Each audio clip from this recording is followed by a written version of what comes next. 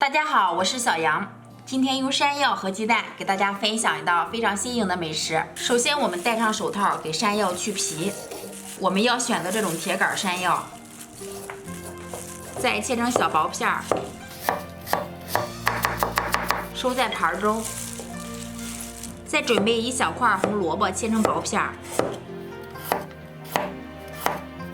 和山药放在一起，放在蒸锅里面。把山药和红萝卜蒸熟蒸软，蒸好的山药和红萝卜用铲子碾压成泥状，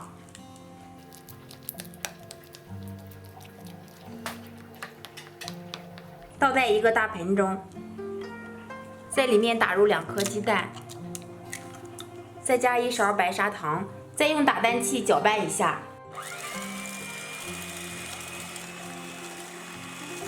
最后打发成这种浓稠度就可以啦。